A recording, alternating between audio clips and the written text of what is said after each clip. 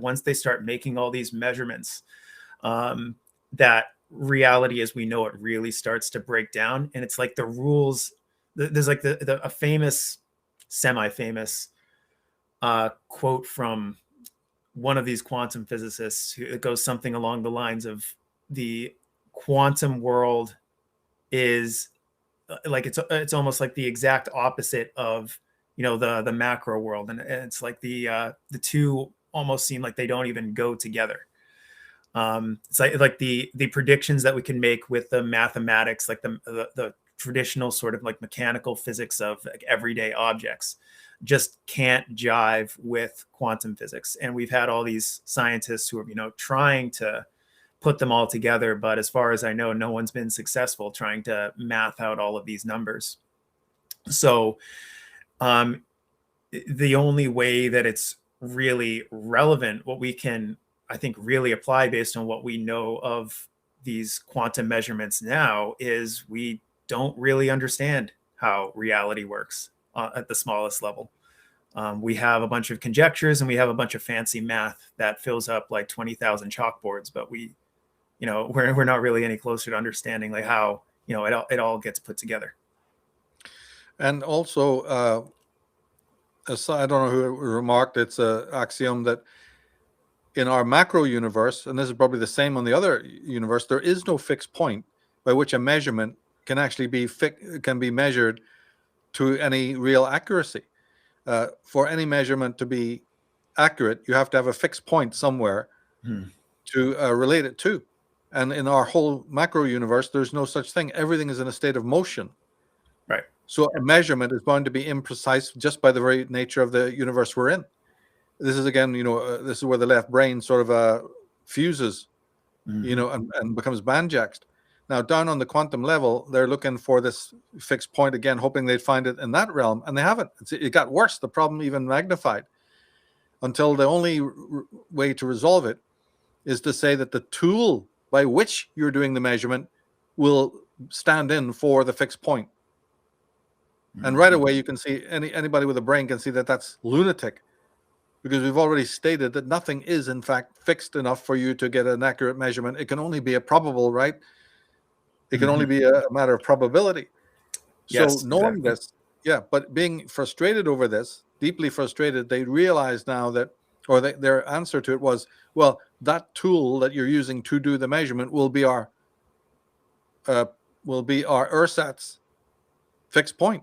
But of course, this is nonsense. And another school of scientists equally as eminent just went, nope. This included people like Kurt Gödel and others who just refuted that and went, no, that may give you a working hypothesis, but it's still probable. There's no certainty in the quantum universe any more than there is in the macro universe, right? So they did have that in common, right? Would you agree? Yeah, I would say like even less if we're putting a value or a measurement on certainty, there's even less, because, at least in the macro world, we can sort of default to constructive empiricism, which we talked about last time, this paradigm of like, okay, we can't really know for sure that what we're seeing is reality, but at least, we have these senses that are able to give us workable data about what's going on in the world around us. There's like a computer in front of me and I'm sitting on a chair, like whatever. But when it comes to this quantum stuff, if all of the data and information that we're getting out of that is just by way of these fancy schmancy computers and, like I said, a bunch of complicated equations, like how can we really say that that's any sort of certainty at all? It's not empirical. And the scientists, they love to throw around this world saying that they're empirical, but that's another major gripe of mine as well. The misuse of this word, empiricism. Yeah. Right.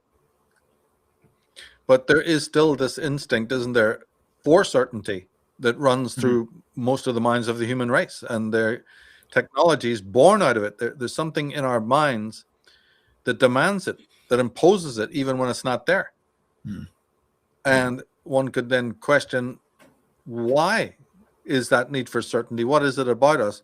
And I link it to ancient trauma, that it isn't in fact natural to us. But it came about because of external traumas, that the left brain, or what we would call ego consciousness, came in, and its mandate was to stabilize us. Right.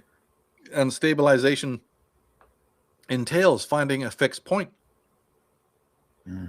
It comes with the territory, right? And so the search was on, and our so-called science has been the more explicit iteration of this search for certainty that we just simply will not accept doesn't exist in that way. We're not good with that. We can't be good with it because at one point we were so shaken up that we needed a rock to cling to, so to speak, and we needed these Archimedean points. And it's another part of our consciousness that has worked out, in fact, technically, that doesn't exist. But there's another part of us that seems to reject it. And this goes then into the deep psychology. We're not just talking about quantum science and mathematics. We're talking about human relationships and a lot of other things that, are the treatment of our children, the treatment of animals, the treatment of the planet.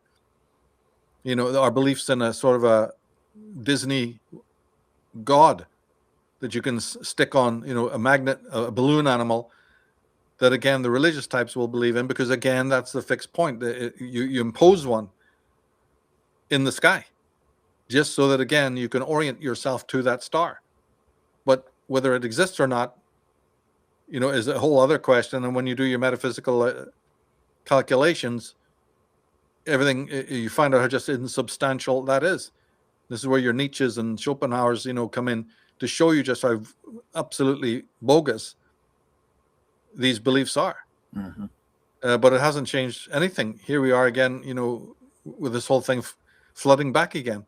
There's more uncertainty. They say that even 40% of the scientists admit that they're, Christians, or at least they believe in God. So I'm not against it. I'm just pointing out the facts of it. Yeah. But nobody, unlike Velikovsky and other people, who's actually looking into the origins of the actual trauma itself. You'd think the smartest thing to do would be to go to the root of the actual problem, and deal with that, to back engineer it, and then take it from there. But somehow that's not what we're doing. And I think it's because, it leads us into psychology. We're clinging to our technology and our neurology, everything other than psychology. And that's why I liked your work, because, it definitely doesn't veer away from that. That was what attracted me to your work. Yeah, I felt it was of paramount importance to start trying to answer that question. And I didn't go into the Velikovsky and the trauma. And I've heard presentations from you and other people on this line of thinking. That's yet another one that I have bookmarked to eventually bring in, and had toyed with putting it in there. But I knew that was going to be, I'd already expanded this presentation so far beyond what it was originally supposed to be. I was afraid, like, okay, some things need to be left out for later. This Velikovsky ancient trauma thing was going to be one of them, just because I knew that was a whole other rabbit hole, and just another can of worms, or multiple cans of worms to open. But I did touch on the psychology of, like, what the survival instinct that people have towards being certain, and tied it to this this fear of death, annihilation that people would have, just from this primal standpoint. Because at one point in our past, being uncertain about something might mean, you're lost and you get run down by a pack of wolves, or you eat some poisonous fruit and you die. And so this idea, like, okay, well, we need to be certain about this immediate world around us, and if we're not, then we're in danger. But now that we've abstracted everything, and we have this intellectual tradition around us, and everybody needs to, like, have these, like, ideas about God and reality and science. Well, now for people, they need to be certain about those things. And on an unconscious level, if they aren't, then on some level, their body, as you guys were just talking about with Alfred, like the body intelligence, that's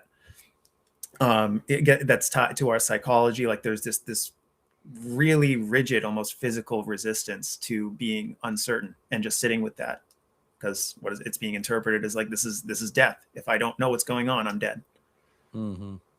Yeah, good way of pointing it. Survival. And there's no question about it that most of the left brain machinations, McGilchrist himself says that it did come from the instinct of survival of birds and animals to be able to eat, focus on what they need to catch and eat in front of them, while at the same time look out for predators. Yeah. So that they didn't